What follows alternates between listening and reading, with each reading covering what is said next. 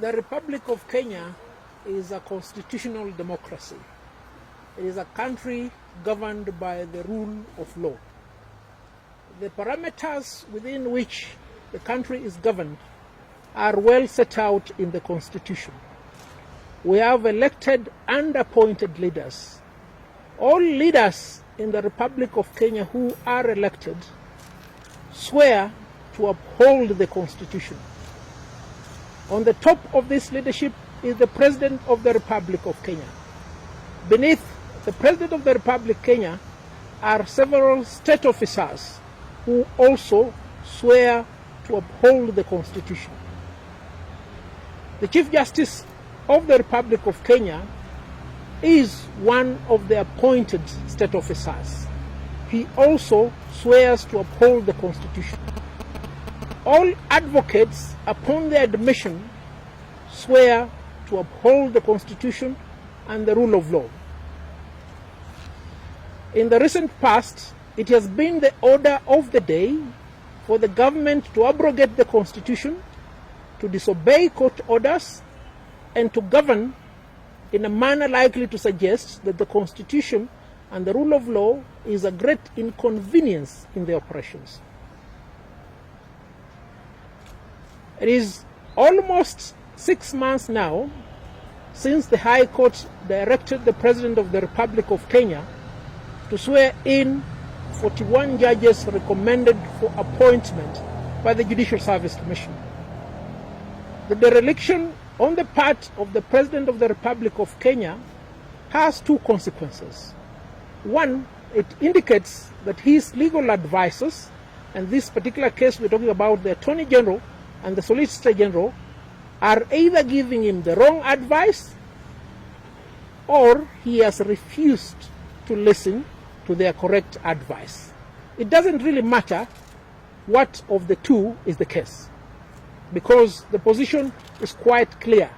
It is the responsibility of the President of the Republic of Kenya to uphold the rule of law and to comply with his obligations under the Constitution. He is compelled by the Constitution to swear in the 41 judges.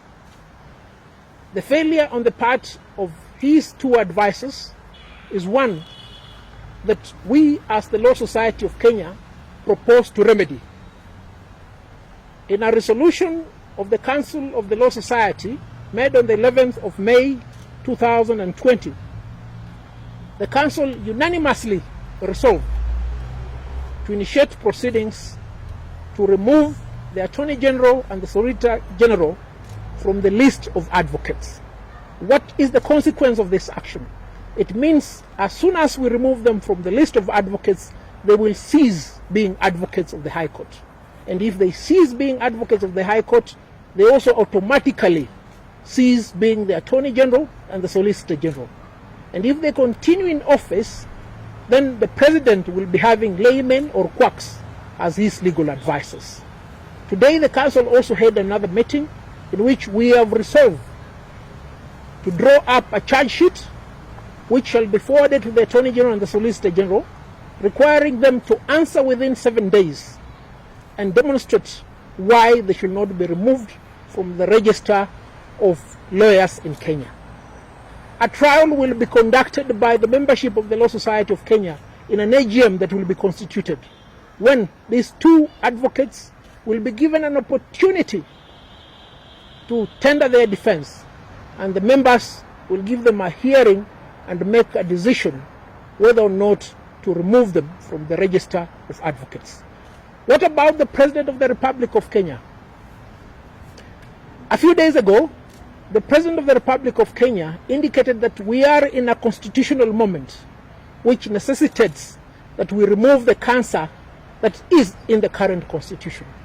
Does the current constitution have a cancer? Who created that cancer? You see, Kenyans, we need to be honest with ourselves. It took many years for us to arrive at the constitution that was promulgated in 2010.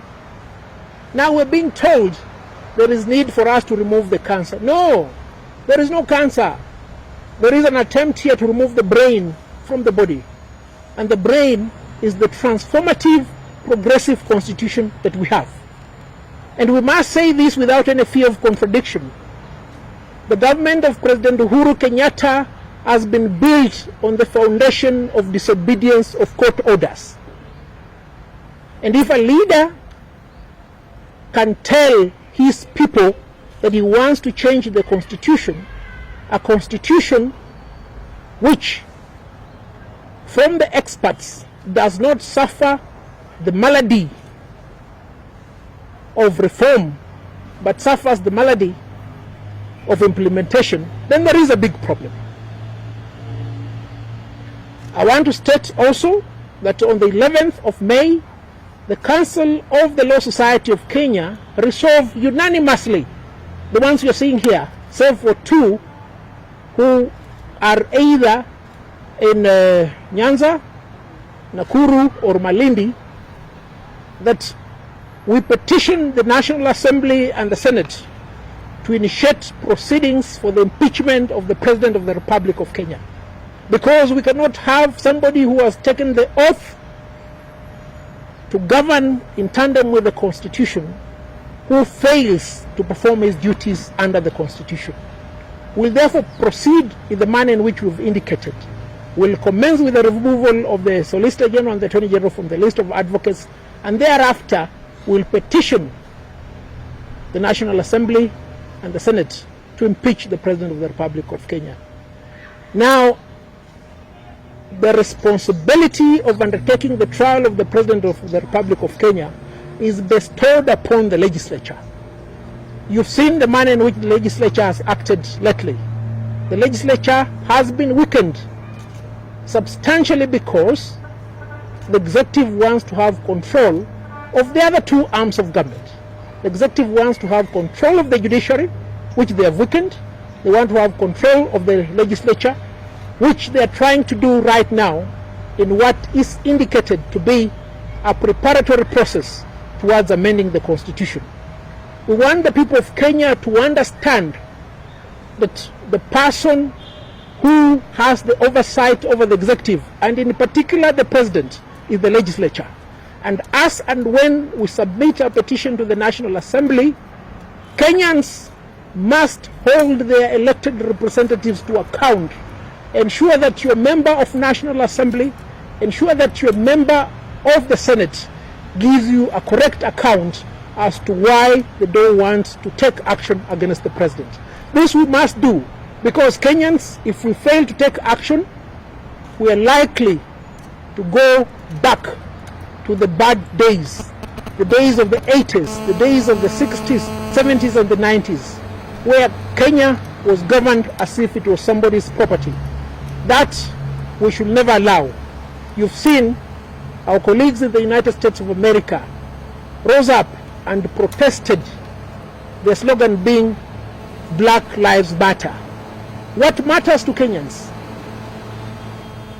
Are you satisfactorily benefiting from the Constitution? Are the leaders performing their duties? That is where we are right now. We want our leaders to perform their duties. That is our resolve as the Law Society of Kenya.